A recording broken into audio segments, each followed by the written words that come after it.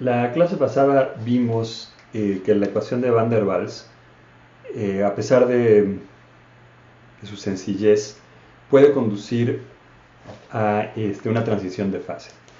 Y una parte muy importante del desarrollo que hicimos fue ver exactamente qué significaba esta transición de fase. Lo que vimos fue que en una transición de fase de primer orden va a haber una discontinuidad en la primera derivada del potencial, y en este caso se ve reflejada en una discontinuidad en la entropía, y de ahí hacíamos la conexión con el calor latente, y también una discontinuidad en el volumen. Esto es muy importante y entonces vale la pena que repasemos rápidamente lo que hicimos. Lo que hicimos fue reconocer que en el problema que estábamos analizando, que era pues una transición de fase de un líquido a un gas, podíamos utilizar la ecuación de Van der Waals y queríamos tener algo realista. A pesar de que, como les mencioné varias veces, esta ecuación es en realidad una primera aproximación, a su vez más realista, de lo que es un gas ideal. Pero lo que hicimos entonces fue reconocer que en una situación realista vamos a tener una temperatura y una presión fija. Es decir, nosotros podemos controlar estas variables. Y podemos entonces, si las podemos controlar, las podemos fijar. En particular, pues la presión es constante porque estamos suponiendo que esta transición de fase se lleva a cabo en un laboratorio o en una cocina, se están hirviendo agua. Y entonces la presión constante a la que está sujeta la materia va a ser la presión atmosférica. Y que nosotros de alguna otra manera podemos estar controlando la temperatura a la cual tenemos la sustancia. De modo que entonces las dos variables que nos importaban eran la presión y la temperatura, y por lo tanto el potencial apropiado para esta descripción es el potencial de Gibbs. Y entonces el potencial de Gibbs pues es función de la temperatura, la presión y el número de partículas. Y la condición de estabilidad termodinámica es que el potencial de Gibbs sea un mínimo. Esto, recuerden que es equivalente a que si estuviéramos analizando la energía total tanto del subsistema como del reservorio, porque al decir que hay una temperatura y hay una presión fija, lo que estamos diciendo es que existe algún tipo de reservorio que precisamente hace la temperatura fija y la presión fija. Podemos pensar que la atmósfera es un reservorio de presión porque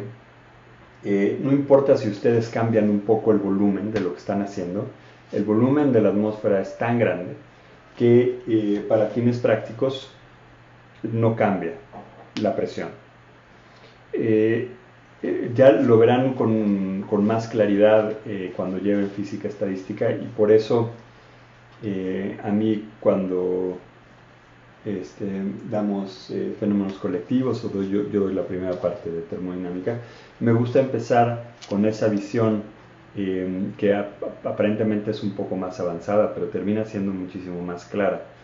de por qué, por ejemplo, en el caso en el que tienen un reservorio de entropía, si le dan un poco de entropía a un cuerpo, le dan entropía al otro, la temperatura no va a cambiar. Ahí queda mucho más claro, sobre todo en la otra representación, en la representación de la entropía, en la que pueden pensar, ahí las variables son, las variables naturales son la energía el volumen y el número de partículas, y en ese caso es mucho más natural ver cómo si tienen un cuerpo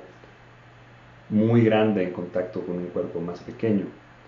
el cuerpo más pequeño va a adoptar la temperatura del cuerpo más grande, y si el cuerpo más grande es suficientemente grande, no va a bajar su temperatura a pesar de que le está cediendo energía al cuerpo más pequeño, ¿sí? O viceversa, si el cuerpo más pequeño estaba a una temperatura más alta, entonces le cede energía al cuerpo más grande, pero el cuerpo más grande es tantísimo mayor en masa que su temperatura no cambia. Entonces lo mismo está pasando cuando pensamos en un reservorio de presión, que puede ser un poco menos intuitivo, pero la idea es esa. Si nosotros estamos cambiando o modificando un poco el volumen del subsistema, al tratarse de un sistema cerrado, ese cambio en el volumen implica un cambio en el volumen del reservorio también, pero por ser tan grande, ese cambio en el volumen no cambia la presión, ¿sí? Entonces, lo que habíamos encontrado es que si podemos escribir la ecuación de Van der Waals, si pudiéramos escribirla directamente, aunque vimos que no era necesario, explícitamente como la función de la temperatura y la presión. Cuando digo que no era necesario, es que podíamos parametrizarlo, y en esta parametrización lo que hacíamos era encontrar la presión como función del volumen, y habíamos encontrado a la función de Gibbs como función de la temperatura y del volumen. Cuando hicimos esto, lo que encontramos es que íbamos a tener dos fases. Íbamos a tener que, para una isoterma, entonces lo que hacíamos para nada más preocuparnos por una de las variables, y que también era sensato pensando en un experimento, si fijamos la temperatura, entonces estas eran isotermas,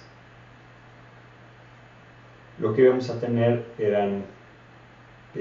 figuras de este estilo, en el que por la condición de estabilidad lo que requeríamos es que la función de Gibbs tenía que ser un mínimo, como función de la presión dada una temperatura. Entonces lo que veíamos es que esta rama de acá correspondía a una fase. Va a ser la fase gaseosa. Conforme aumentamos la presión y llegábamos a este punto iba a ser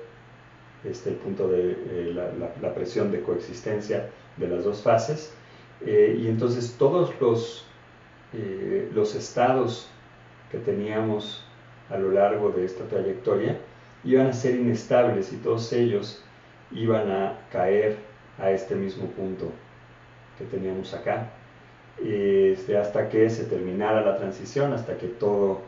el gas se hiciera líquido, y entonces teníamos esta curva de acá y esta curva que ya tenía una pendiente distinta, y porque recuerden que la pendiente de esta curva nos da el volumen, y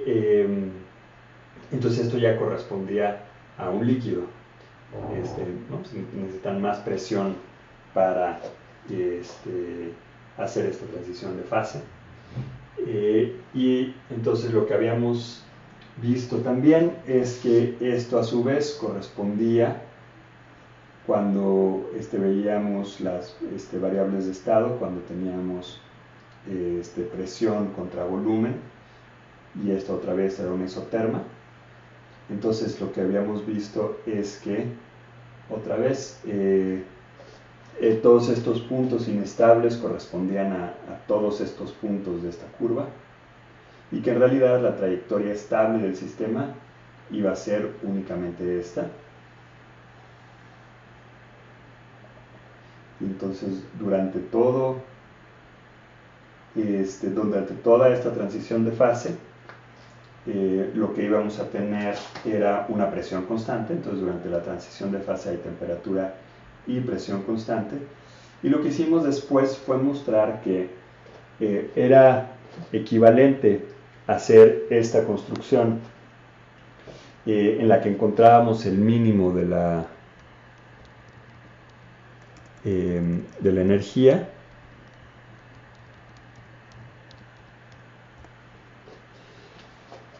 y el punto P de la transición, que es este mismo de acá, en el cual esta área de acá iba a ser igual a esta área de acá.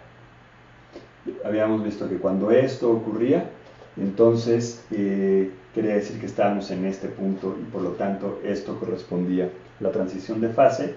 y esto es lo que se conoce como una construcción de Maxwell.